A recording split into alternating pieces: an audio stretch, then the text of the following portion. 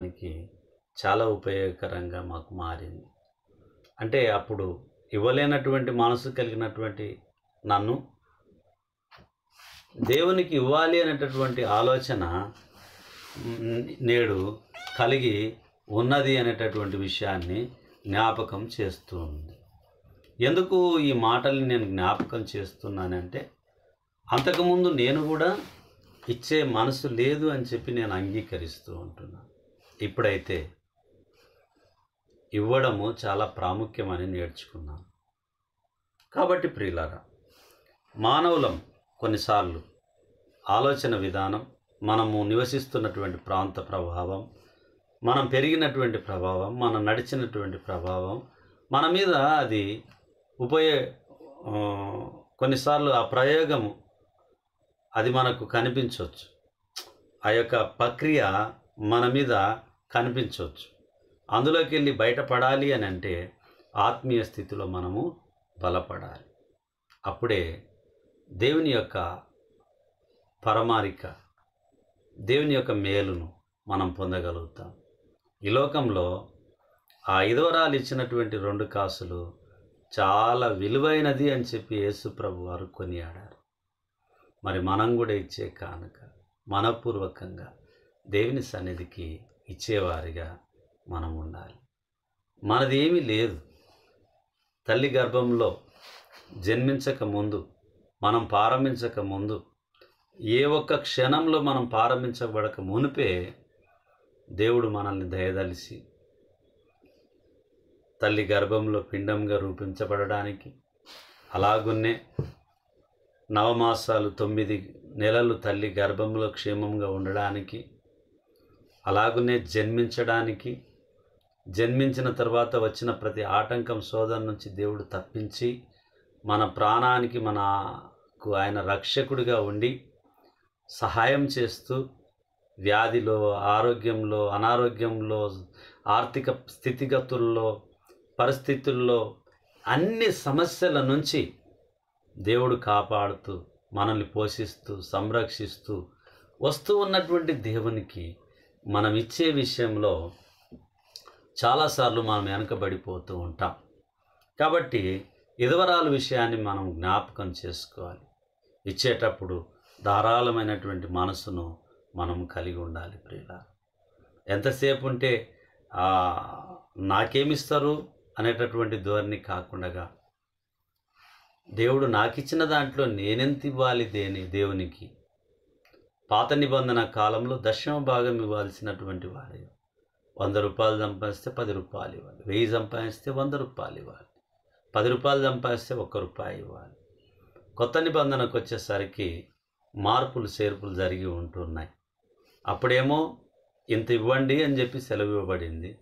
ఇప్పుడైతే వర్ధిల్లిన కొలది ఇవ్వమని చెప్పి దేవుని వాక్యం తెలియపరుస్తుంది. అంటే మీరు ఎంతగా వర్ధిల్లితే ఎంతైనా మీరు ఇవ్వవచ్చు అని చెప్పి దేవుని మాటలు మనకు సెలవు ఇవ్వబడుతుంది. అలాగని మనము ఇచ్చేదానికన్నా తక్కువగా ఇవ్వడానికి వీలు లేదు అని చెప్పి దేవుని వాక్యం మనకు తెలియపరుస్తుంది.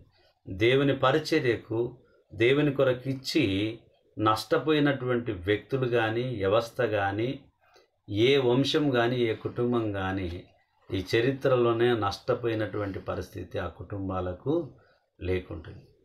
తప్పకుండా దేవుడు తగిన కాలమందు ఆ కుటుంబానికి కావలసినటువంటి ప్రతిదీ కూడా దేవుడు సహాయము చేస్తాడు. వారు చేసిన పనిని దేవుడు ఎప్పుడు మర్చిపోడు, ఆయన జ్ఞాపకంలో ఉంటుంది అని చెప్పి దేవుని వాక్యం మనకు తెలియపరుస్తూ ఉంటున్నది. ప్రియులారా, ఇంకొక మాటను కూడా మనం చూద్దాం. ప్రియులారా, మార్కు స్వార్త 12వ అధ్యాయం, మార్కు స్వార్త 12వ అధ్యాయం 42వ వచనాన్ని మొదట మనం చూద్దాం. 12:42, 42, 43 2 కలుసుకోండి. ఒక బీద విధవరాలు వచ్చి 2 కాసులు వేయగా ఆయన తన శిష్యులను పిలిచి, కానుక పెట్టెలో డబ్బులు వేసిన వారందరికంటే ఈ బీద విధవరాలు ఎక్కువ వేసెనని మీతో నిశ్చయంగా చెప్పుచున్నాను. 41వ వచనం, ఆయన కానుక పెట్టె ఎదుట కూర్చుండి జనసమూహము ఆ కానుక పెట్టెలో డబ్బులు వేయుట చూచుచుండెను. ధనవంతులైన వారనేకులు అందులో విశేషంగా సొమ్ము వేయుచుండిరి. ఒక బీద విధవరాలు వచ్చి 2 కాసులు వేయగా ఆయన తన శిష్యులను పిలిచి, కానుక పెట్టెలో డబ్బులు వేసిన వారందరికంటే ఈ బీద విధవరాలు ఎక్కువ వేసెనని మీతో నిశ్చయంగా చెప్పుచున్నాను. వారందరూ తమకు కలిగిన సమృద్ధిలో నుండి వేసిరి గాని ఈమె తన లేమిలో తనకు కలిగినదంతయు అనగా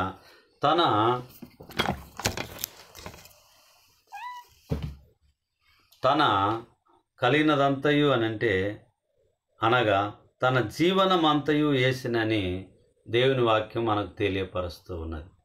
కాబట్టి ప్రియమైనటువంటి సహోదరులారా, మరి మిమ్మల్ని ఎంత కలిగితే అంత దేవునికి ఇవ్వమని చెప్పి దేవుని వాక్యం చెప్పడం లేదు.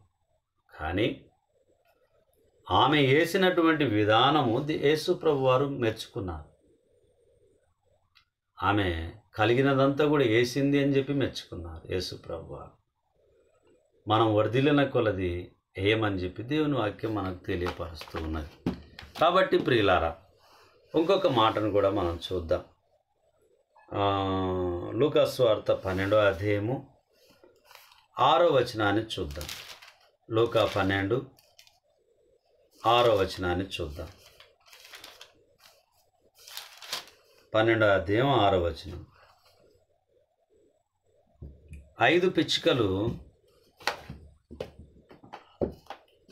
పిచ్చుకలు 2 కాసులకు అమ్మబడును కదా, అయినను వాటిలో ఒక్కటైనను దేవుని ఎదుట మరువబడదు. 2 కాసులకు పిచ్చుక అమ్మబడినప్పుడు ఆ 2లో ఏది కూడా మరువబడదు అని చెప్పి దేవుని వాక్యం మనకు తెలియపరుస్తుంది. ఇందులో మొదటి నుంచి మనం చూసినప్పుడు 12వ వచనం వరకు చూసినప్పుడు వేషధారుల భక్తిని ఖండించుట గురించి రాయబడి ఉన్నది. 13వ వచనం నుంచి మనము చూసినప్పుడు మూర్ఖుడైన ధనవంతుని ఉపమానం గురించి మనం చూస్తాం. 22 నుంచి చూసినప్పుడు దిగులు అవసరం లేనిది చూస్తాం. 35 నుంచి చూస్తే దాసుని ఉపమానం చూస్తాం. 49 నుంచి చూస్తే సువార్త ద్వారా ఈ భేదములు అనే విషయాలను మత్తయి సువార్తలో 12వ అధ్యాయంలో మనం చూస్తాం. కాబట్టి దేవుని దృష్టిలో మరి అవి మరువబడలేదు అనేటటువంటి విషయాన్ని దేవుని వాక్యం మనకు తెలియపరుస్తూ ఉన్నది. కాబట్టి ప్రియులారా, ఈ రాత్రి కాలమందు మనము నేర్చుకున్నటువంటి విషయాల్లో, అర్థమైనటువంటి విషయాల్లో ఏమిటి ప్రాముఖ్యమైనది అని అంటే, విధవరాలు 2 కాసులు ఉన్నవి ఆమె వేసింది. అలాగునే సహోదరులు ఏమైనా గొడవ పడినా సమస్య వచ్చినప్పుడు ఏం చేయమంటుంది? సమాధాన పడమని చెప్తుంది. లేదంటే గడపటి కాసు చెల్లించే వరకు మనల్ని వదిలిపెట్టరు అనేటటువంటి విషయాన్ని దేవుని వాక్యం మనకు తెలియపరుస్తూ ఉన్నది.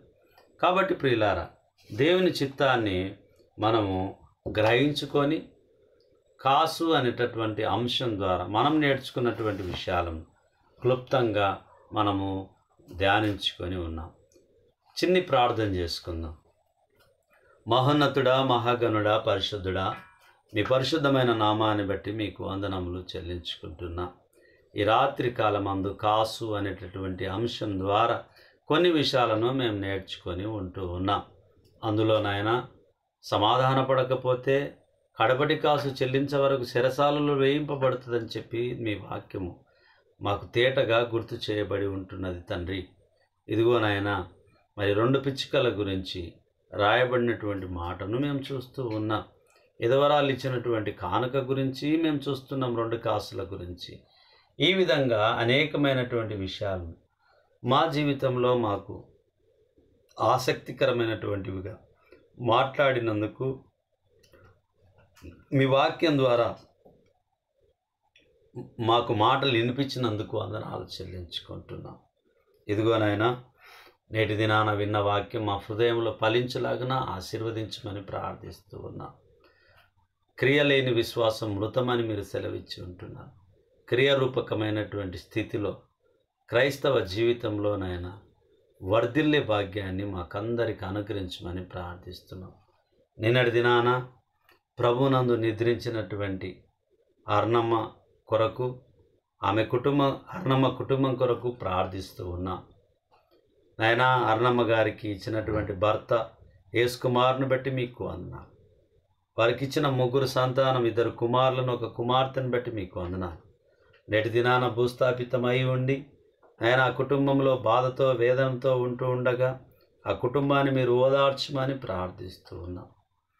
నాయన, ఎదలపురంలో ఉన్నటువంటి మీ దాసుని కుటుంబాన్ని, వారి రక్త సంబంధికులను, నాయన ఇడవబడినటువంటి కుటుంబాన్ని మీరు జ్ఞాపకం చేసుకోమని ప్రార్థిస్తూ ఉన్నాం. ఇదిగో నాయన, ఈ రాత్రి కాలమందు మేము విన్న వాటిని మా జీవితంలో పదిలపరిచి, నాయన మా జీవితంలో మీ యందు ఉండాల్సినటువంటి స్థితి నేర్చుకోవడానికి సహాయం చేయమని, మీ యందు భయభక్తులు కలిగి జీవించి ముందుకు కొనసాగులాగున పరిచర్యను నాయన మీ ఆధీనంలో ఉంచుకొని నడిపిస్తున్నందుకు వందనాలు చెల్లించుకుంటూ, ఈ మనవులు మీ కుమారుడు, మా ప్రాణరక్షకుడు, మాకై మరణం పొంది సమాధి చేయబడి తిరిగి లేచిన నజరేయుడైన యేసు క్రీస్తు అతి పరిశుద్ధమైన నామంలో బ్రతిమాలి అడిగి వేడుకొని ప్రార్థించుచున్నాము తండ్రి. ఆమేన్. ప్రభు నామమున మీకు అందరికీ వందనాలు.